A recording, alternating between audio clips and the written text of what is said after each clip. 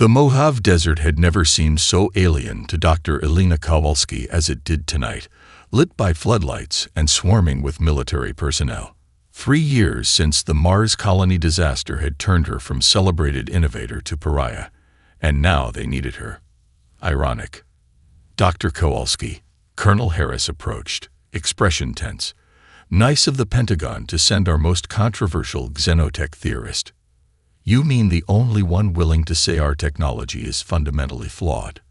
Elena adjusted her gloves, hiding burned scars from the rescue attempt that had failed to save her husband and daughter. Let's see what you found. The impact crater stretched nearly 100 meters, the alien vessel half buried in sand. Unlike the sleek, disc-shaped craft of popular imagination, this ship was asymmetrical, with odd protrusions and seemingly random structural elements. Crashed approximately 300 hours, Harris explained as they descended into the crater. Minimal radiation, one life sign detected inside. Elena paused at the makeshift airlock they'd attached to the vessel's hull breech. You've been inside already. Tried to. Lost contact with the first team 5 minutes after entry. The unspoken question hung in the air. Elena sighed. And now you're sending in the expendable scientist. Understood. Inside, emergency lighting cast everything in a crimson glow. The first thing Elena noticed was the bodies of the entry team. 3 soldiers sprawled near what appeared to be the ship's control center. No visible wounds, but their expressions were frozen in shock. The second thing she noticed made her heart stutter. The technology. Displays flickered with symbols that weren't entirely unfamiliar. Control interfaces that resembled human designs, but with peculiar modifications. Power conduits arranged in patterns that echoed Earth's engineering principles, yet fundamentally altered. "This is wrong," she whispered, switching on her body camera for the observers outside. "These systems, they're like ours, but different. As if someone studied our technology and then deliberately modified it." "Meaning what, Doctor?" Harris's voice crackled in her earpiece. "Meaning this isn't convergent evolution." Elena ran her fingers along what appeared to be a manual override, nearly identical to those on Earth's orbital platforms, but with an additional interface layer. "They've been watching us, copying us. But why? Their materials science is clearly centuries beyond ours." She moved deeper into the ship, finding environmental systems that mirrored Earth designs from the 2030s, backup systems arranged in redundancies reminiscent of NASA protocols, and power distribution networks that any human engineer would recognize, all implemented with technologies far beyond human capability. "It's like they're using our blueprints but their materials," she murmured, almost as if. A panel shifted behind her. Elena whirled, finding herself face to face with the ship's pilot. The alien was humanoid but clearly not human, iridescent scaled skin, 4-fingered hands, and eyes with vertical pupils that fixed on her with undeniable intelligence. A dark fluid that must have been blood trickled from a wound on its chest. Elena froze, suddenly aware she was alone with a potentially hostile extraterrestrial. The alien's hand shot out, faster than she could react, grabbing her wrist. Elena tried to pull away, but stopped when she realized it wasn't attacking. It was studying the burn scars visible at the edge of her glove. "You have survived catastrophic system failure," the alien said in perfect, if oddly accented, English. Elena's scientific mind briefly disconnected from the moment. How could it speak English? Why did it recognize her scars? "How do you know our language?" she managed. The alien's pupils dilated. "We have studied your species for generations. Your imperfect solutions. Fascinating." A commotion at the entry point. Harris was sending in the security team. The alien's grip tightened painfully. "They will kill me," it hissed. "Your military always destroys what it doesn't understand." "They're just afraid," Elena said, surprised at her own calm. "Like you are." The alien's head tilted, an eerily human gesture. "I am Tazel, Observatory Director for Earth Monitoring Station. We do not fear humans. We mimic you to survive." The security team burst into the chamber, weapons raised. The alien, Tazel, reacted instantly, pulling Elena against its body as a shield while activating something on its wrist. 3 soldiers collapsed instantly, their neural systems overloaded by whatever technology the alien had deployed. "Stop!" Elena shouted at the remaining soldiers. "It could have killed me already." Tazel leaned close to her ear, voice weakening. "Your chaos, only hope against what hunts between stars. Must understand." Then its grip loosened, and the alien slumped to the floor, unconscious. 3 days after the crash, Elena stared through the one-way glass at Tazel. The alien sat motionless in the center of the containment chamber at the secret Black Mesa facility, monitored by a dozen armed guards and twice as many sensors. Medical intervention had stabilized its condition, but the alien had remained silent since regaining consciousness. "It's studying us," Elena said to the empty observation room. Sleep had become a luxury she couldn't afford, not with the questions burning in her mind. Her security badge shouldn't have granted her access to this section after hours. Someone higher up was bending rules, curious what she might discover. Elena had always been good at seeing patterns others missed, the same talent that had led to her controversial papers on fundamental flaws in human engineering philosophy. She made her decision. Reaching into her bag, Elena removed 3 objects: a military-grade tablet with obvious repair work, a children's toy reassembled with paper clips, and a medical implant she'd modified herself. All human technology, all broken and fixed in distinctively human ways. The guard at the door hesitated when she requested entry. "Dr. Kowalski, I can't. Call Director Patel if you need authorization," Elena said, knowing the facility director was unavailable until morning. "I'll take full responsibility." Inside the chamber, Tazel's vertical pupils tracked her movement. Elena placed her 3 objects on the table between them. "These are human technology," she said, "broken and repaired by humans." For the first time since its capture, the alien moved deliberately, reaching for the tablet. Its 4-fingered hand traced the crude soldering where Elena had bypassed a damaged circuit board. "An elegant solution," Tazel said, voice resonating strangely. "But it functions despite component failure. Characteristic human adaptation." Elena felt a chill. "You recognize these techniques. For 73 of your years, we have studied human problem-solving methods." The alien's iridescent scales shifted color slightly. "Your species alone creates technology that functions beyond specified parameters. Why is that important enough to copy?" Elena pressed. Tazel seemed to consider whether to answer. "The universe is hostile to life. Advanced civilizations develop elegant, efficient technologies, mathematically perfect, resource-optimized. When they encounter unpredicted variables, they fail catastrophically," Elena finished. "No redundancies, no adaptive capacity." "Yes." The alien pushed aside the tablet and examined the toy. "But human technology, crude, wasteful, redundant, continues functioning when conditions change. During the Proxima Centauri solar flare event, our perfect systems failed. Your primitive Mars rover continued operating." Elena leaned forward. "You've been in our solar system that long." Alarms suddenly blared. The door burst open as armed personnel flooded the room. "Dr. Kowalski, step away from the subject," ordered a man Elena didn't recognize, wearing an intelligence agency badge. "You're compromising national security." Tazel tensed visibly. "They will destroy me for what I know." "Nobody's destroying anybody," Elena said, but soldiers were already moving to sedate the alien. Tazel's movement was blindingly fast. One moment it sat calmly. The next it had disabled 3 guards, its body moving with impossible precision. It reached Elena, pulling her toward the doorway. "Your government fears what I represent," it hissed. "There are others who would eliminate both of us to prevent technology transfer." A shot rang out. Tazel jerked but maintained its grip on Elena's arm. In the confusion, they broke through the security perimeter into the corridor. "I can't help you escape," Alina protested as they ran. "This is treason. If you stay, they will eliminate you too," Tazel said, bleeding a silvery fluid from its wound. "You've seen too much. There is a Galuri outpost on your moon, where we've studied human technology for generations. I can prove everything there."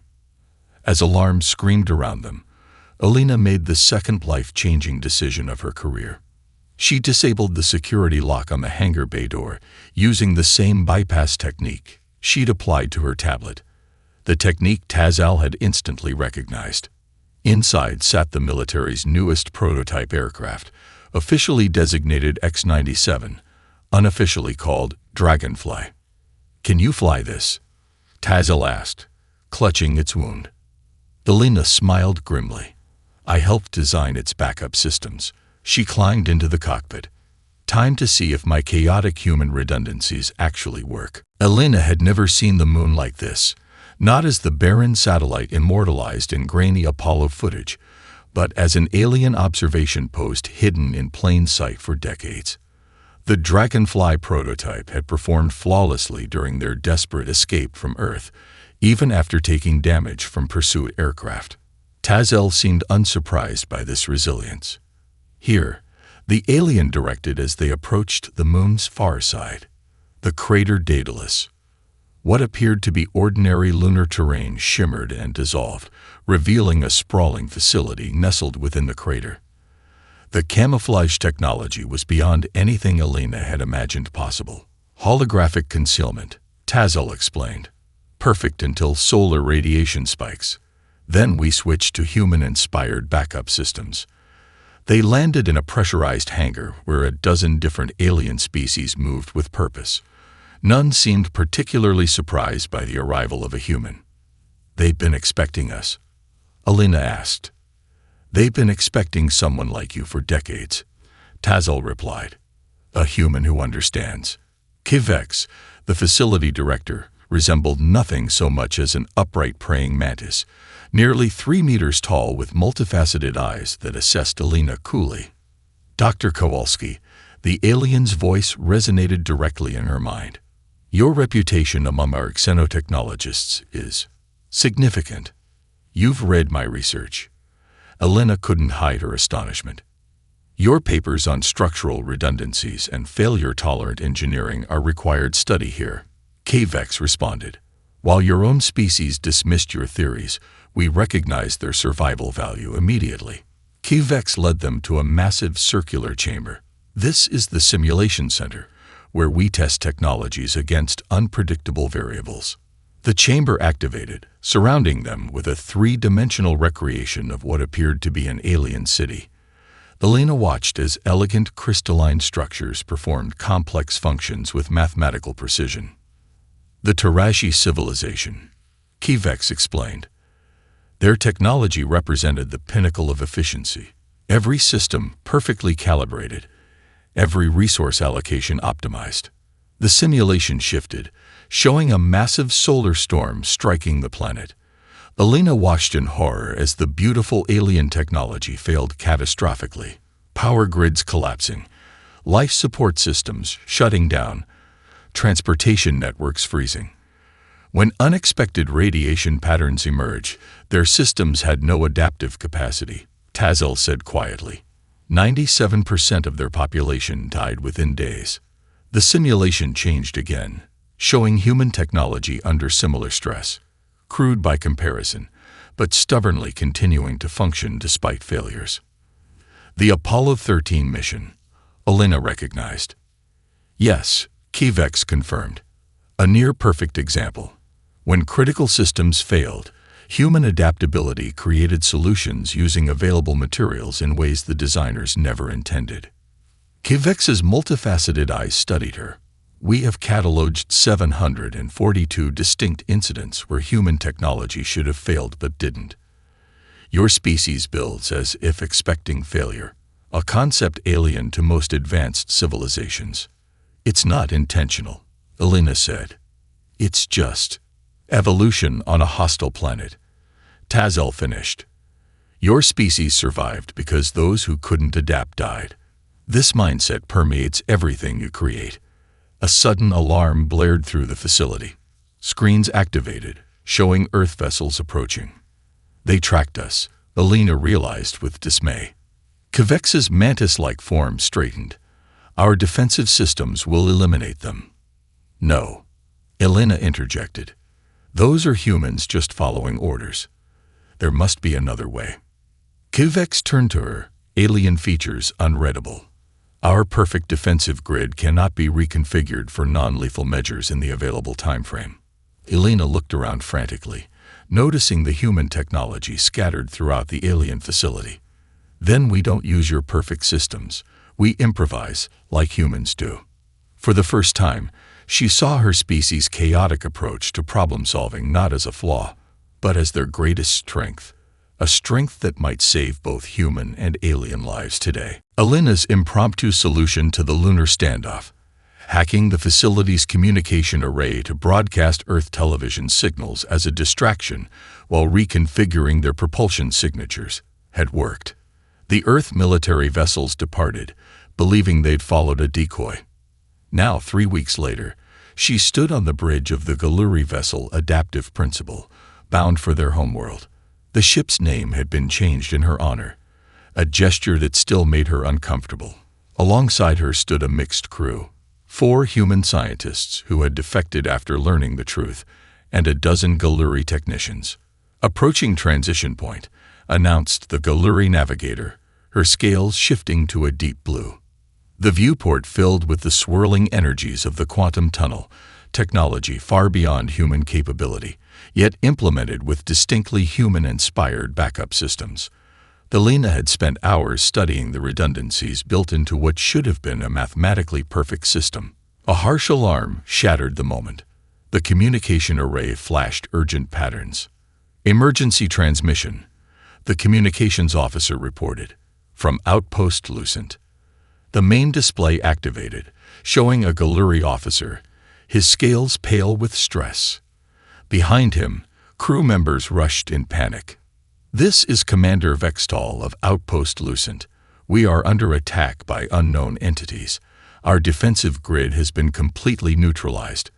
They somehow inverted our shield harmonics and... Static interrupted the transmission. When it cleared, the commander's voice was barely audible. Calling themselves the Void Collective. They target our systems with mathematical precision. Nothing works against them. If anyone receives this, avoid standard defense protocols. They anticipate every. The transmission ended abruptly, replaced by a visual feed of a massive explosion consuming what had been a Galuri colony of 8 million souls. Silence fell across the bridge. Alina felt cold horror spreading through her chest. How far to Outpost Lucent? She asked quietly. 7 light cycles. The navigator answered. We will arrive in approximately 20 Earth hours. Tazel, who had been silent, turned to Alina. There is something you should know about the Void Collective. We have encountered them before. The alien led Alina to a secure chamber deep within the ship. Inside, holographic displays showed strange geometrical entities, shapes that seemed to exist between dimensions, their forms stretching logic. The Void Collective first appeared 300 years ago, Tazel explained. They destroyed the Mavidri civilization, beings whose technology was considered perfect. Every system, every response predetermined to mathematical certainty. Like your technology would be without human influence, Alina realized. Yes, the collective specifically targets predictable systems. Their attacks exploit the mathematical foundations of advanced technology. When we integrated human redundancies into our colony on Proxima Centauri, they bypassed it entirely. That's when we intensified our study of Earth. A second alarm interrupted them, louder, more urgent.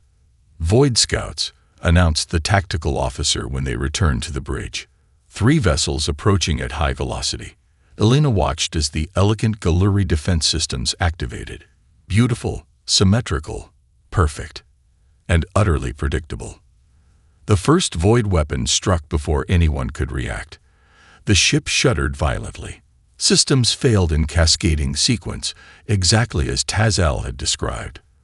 The main power grid collapsed, life support fluctuated, and the artificial gravity failed.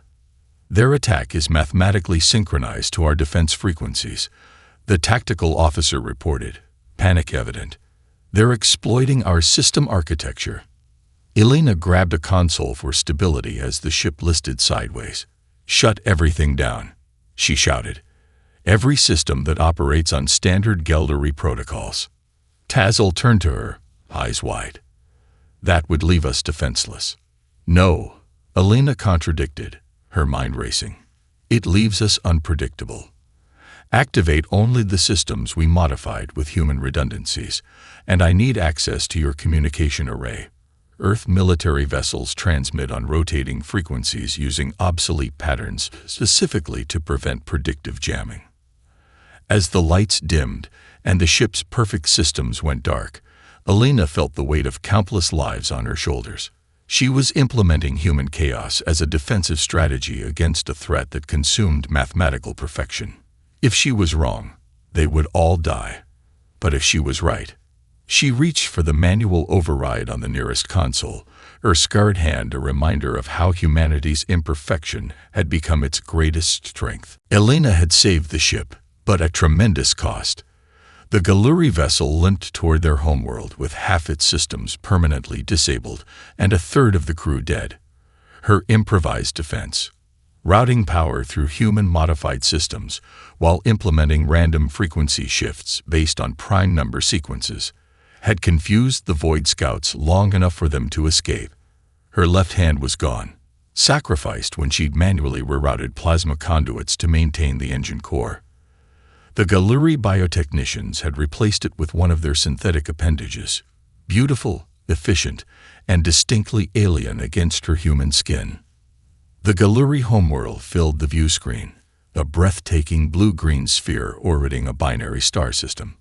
Under other circumstances, Elena would have marveled at being the first human to see it. Now, she only felt dread. The High Council awaits, Tazel said quietly. His scales had remained a muted gray since the attack, a sign of mourning, Elena had learned. The council chamber reflected the Galuri aesthetic, mathematically perfect architecture with precisely calculated proportions. 7 elders sat in a semicircle, their ancient scales shimmering with accumulated wisdom. Dr. Elena Kowalski intoned the central elder. Your arrival coincides with the greatest threat our civilization has faced. The Void Collective has destroyed 17 colonies in 14 days. Elena stepped forward, conscious of the murmurs her alien hand provoked. Your perfect defenses cannot stop them. The Void Collective exploits predictability. It feeds on mathematical certainty. Yet you survived their attack, observed another elder, using what our officers describe as primitive improvisations. Human engineering accepts failure as inevitable, Elena explained. We build multiple ways to solve problems, often incompatible with each other. The Void couldn't predict our response because even we didn't know which system would work. The elders conferred in their native language. Finally, the central elder spoke. We have reviewed the tactical data. Against all our traditions, we are appointing you strategic advisor to our defense command. The chamber erupted in protests. One Galuri official stepped forward, his scales flaring red with anger. This is blasphemy. Our mathematical traditions have guided us for 10,000 years. Now we entrust our survival to primitive human chaos.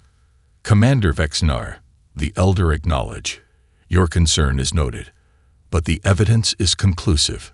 Traditional approaches fail against the Void. Then let me demonstrate human strategy properly, Elena interjected.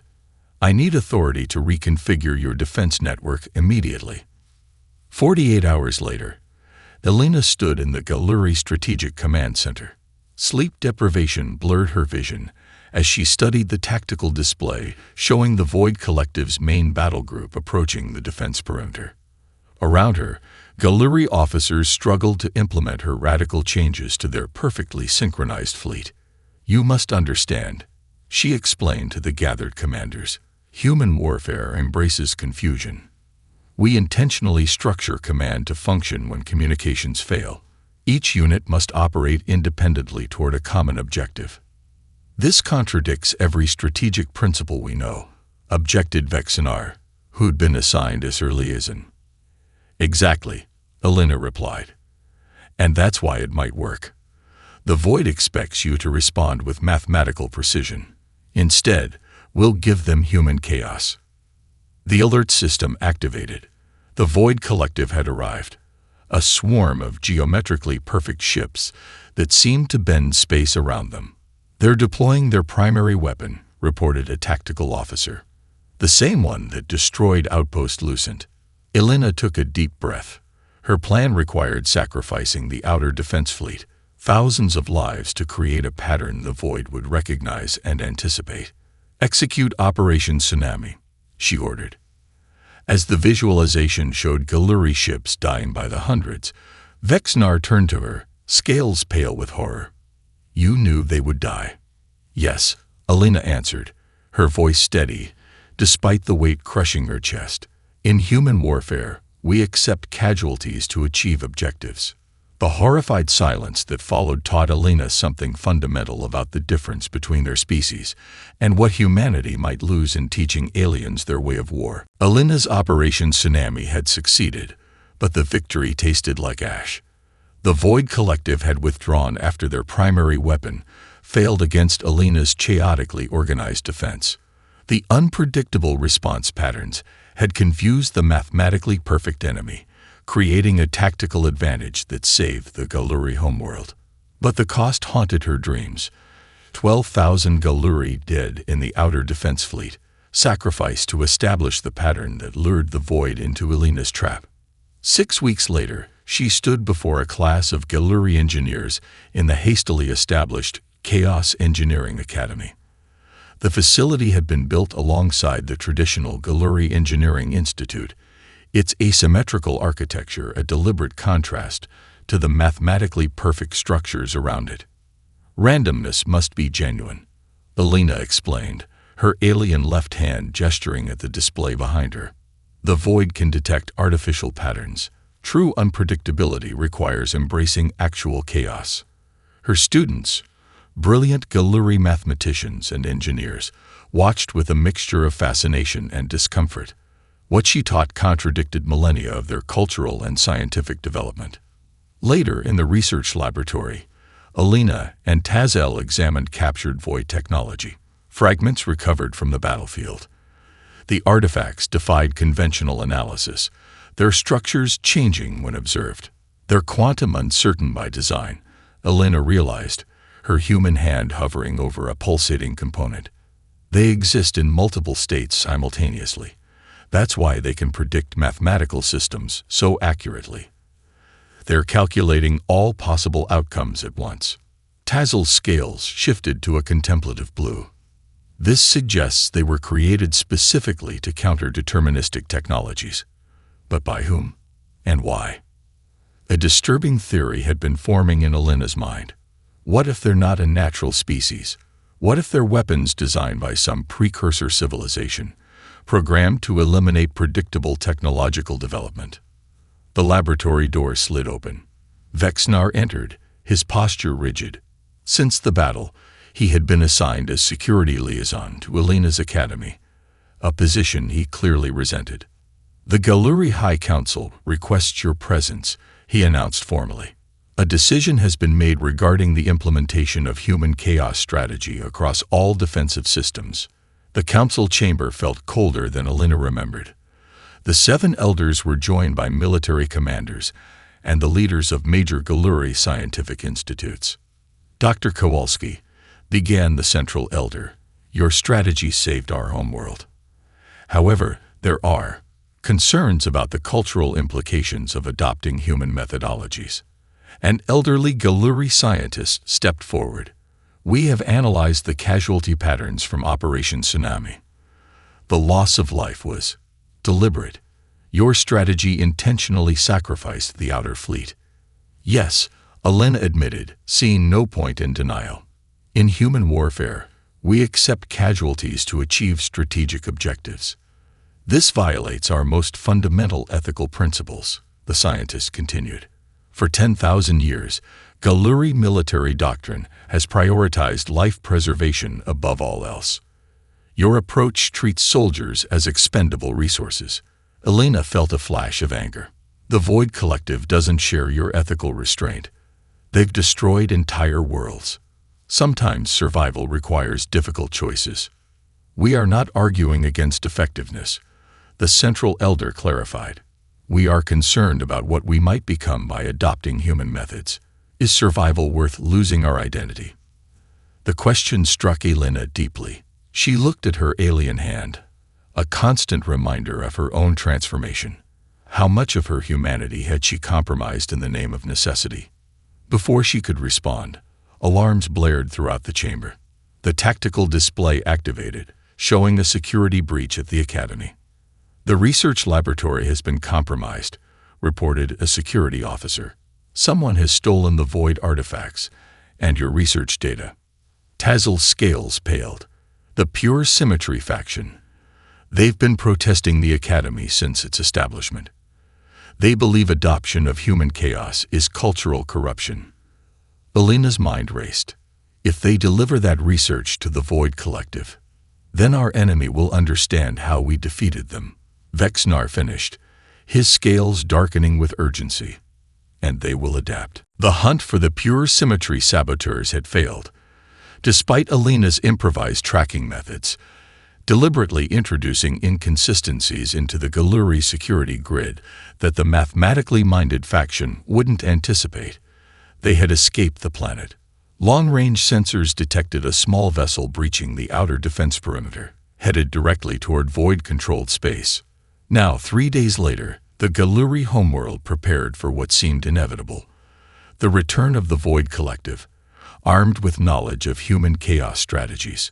In the Strategic Command Center, Elena stood before the assembled fleet commanders, her expression grim. The command staff had grown since her arrival.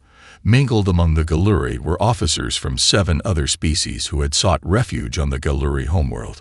All faced extinction if the Void succeeded. Our previous strategy won't work twice, Elena explained, manipulating the tactical display with her alien hand. The Void will have analyzed our patterns and adapted. Then we are doomed, said a Galuri admiral, scales shifting to the pale blue of despair. No, Elena contradicted. We implement what humans call a nuclear strategy. Vexnar, who had reluctantly become her strongest ally, looked alarmed. You wish to use atomic weapons. It's a metaphor, Elena clarified. During Earth's Cold War, nations maintained what they called second strike capability, the ability to retaliate even after being hit first. The key was redundancy and isolation. Each nuclear submarine operated independently, with no need for central command. She manipulated the display, showing the Galuri fleet reconfiguring into disconnected units. We divide the fleet into autonomous battle groups. Each operates with different protocols, different communication frequencies, different tactical doctrines. Some use traditional Galuri mathematics, others use human chaos theory. Some use meridian time displacement, others use voxel predictive algorithms. The assembled commanders muttered in confusion. You propose deliberate incompatibility? Asked a voxel commander, his tendrils vibrating with concern. Exactly, Elena confirmed. The Void Collective's strength is predicting and countering unified systems, so we give them disunity, maximum chaos. No single point of failure. This violates every principle of efficient fleet operations, protested a senior Galuri admiral. Our entire military tradition is built on perfect synchronization. And that's exactly why you've failed against the Void. Elena shot back. Perfection is predictable. Predictability is death. The command center erupted in argument. Elena watched as millennia of military tradition clashed with desperate necessity. Then the alert system activated. The Void Collective had returned, their fleet 3 times larger than before. They arrive ahead of predictions, Vexnar noted, his scales darkening with alarm. Of course, Elena replied. They know we'd expect them to follow a predictable timeline. They're already adapting to human thinking. On the tactical display, the Void fleet deployed in a formation that perfectly countered their previous strategy. If the Galuri had implemented the same defense as before, they would have been annihilated instantly. "Your plan is untested," the Galuri admiral said. "Deliberate incompatibility contradicts every strategic principle we know." "Yes," Alina agreed. "That's the point." For a moment, the command center balanced on a knife's edge. Then, Vexnar stepped forward. "Implement Dr. Kowalski's strategy," he ordered. "Maximum disunity. Each battle group will receive different orders, different protocols." As the commands went out, Alina felt the weight of billions of lives on her shoulders. If she was wrong, not just the Galuri but multiple civilizations would fall. On the main bridge, Alina watched as the fleet commanders struggled to implement her chaotic doctrine. For species evolved to seek patterns and harmony, the deliberate introduction of discord felt like sacrilege. The first void weapons fired, targeting what they calculated to be the Galuri command nexus. But there was no command nexus, just thousands of independent units following conflicting protocols, adapting in real time with no predictable pattern. "It's working," Vexnar whispered as the initial void attack failed to achieve the devastating effect they'd anticipated. "Beautiful chaos." Alina nodded, but knew this was just the beginning. The real test comes when they adapt to our adaptation. For 16 hours, the battle had raged across the Galuri home system. Alina's chaotic defense strategy had confused the Void Collective initially, but they were adapting with terrifying speed.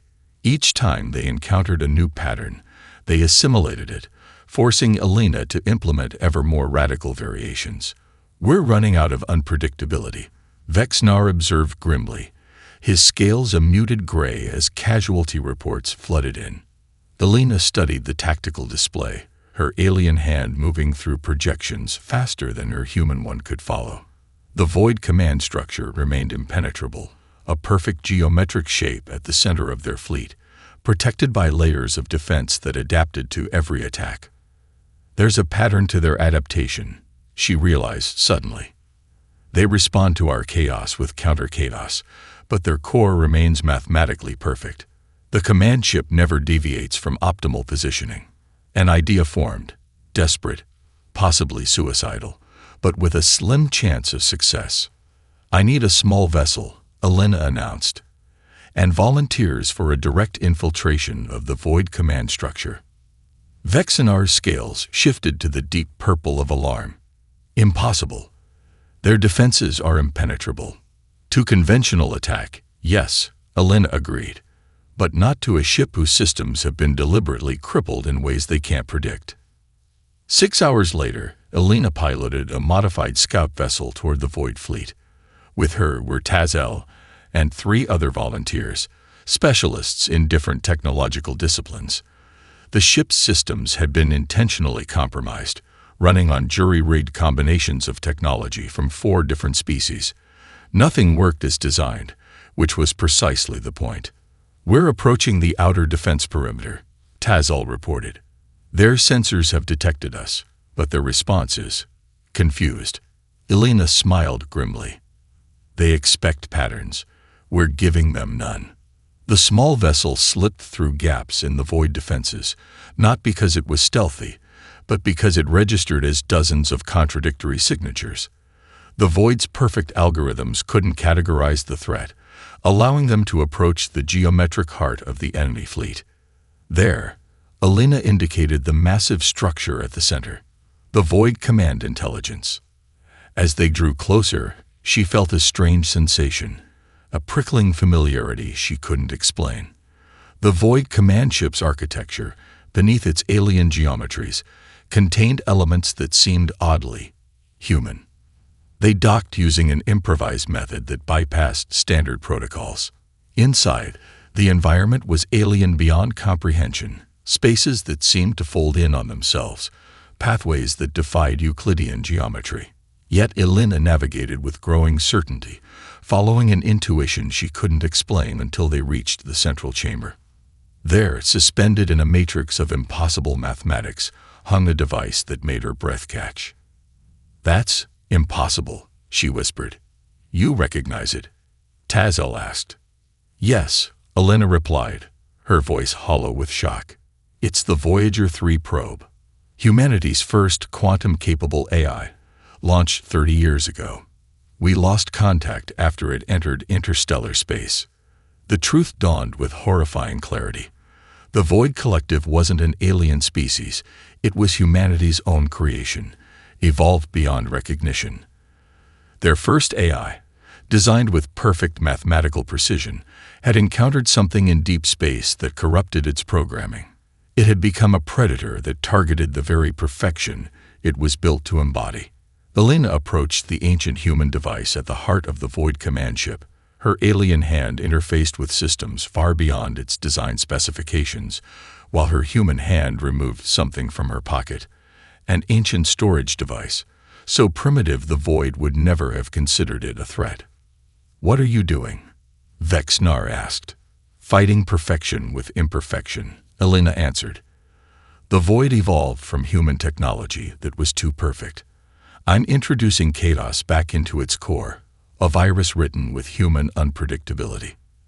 As the simple device connected to the complex AI core, Elena faced the ultimate confrontation: human chaos against the mathematical perfection that humanity had mistakenly aspired to create. The irony wasn't lost on her.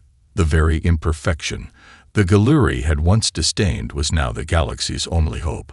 The ancient storage device glowed as it uploaded its primitive code.